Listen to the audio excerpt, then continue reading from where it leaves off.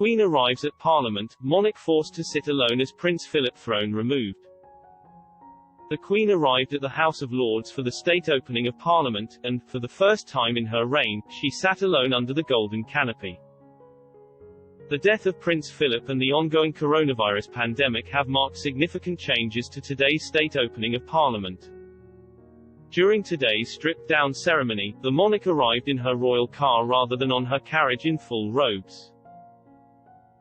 Entering the House of Lords accompanied by her son Prince Charles, the Queen passed a reduced number of peers sitting on their benches. And, for the first time in her record-breaking reign, the monarch sat alone under the golden canopy. Over the past 7 decades, during the state opening of Parliament there were 2 thrones in the House of Lords. One for the monarch and one for her consort. Even after August 2017, when Prince Philip resigned from public duties, his throne was left under the canopy and occupied by Prince Charles, who replaced his father in accompanying the Queen to Westminster. Today, however, Prince Charles and the Duchess of Cornwall sat next to one another on 2 state chairs removed from the canopy. BBC journalist Hugh Edwards, noting the removal of the consort's throne ahead of the ceremony, said, "Possibly the most striking change is this: it's a single throne under that great golden canopy.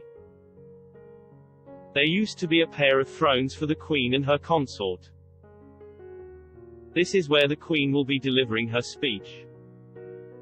The Prince of Wales and the Duchess of Cornwall will sit on the side."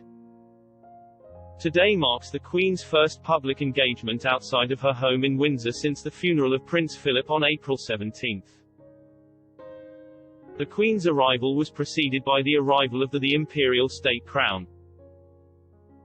The monarch would normally wear the imperial state crown only on ceremony featuring the full regalia. However, the monarch stopped wearing this precious jewel, with which she was crowned queen in 1953. A few years ago, even during normal state opening of Parliament ceremonies because of its hefty weight. The monarch also arrived after Prince Charles and Camilla, who travelled from their London home, Clarence House, in a separate royal car rather than share one with the Queen as it normally happens. To reach the House of Lords, the Queen departed from Buckingham Palace, her official residence in London. The monarch has not lived at her London palace since March 19 last year, a few days before the first national lockdown was issued.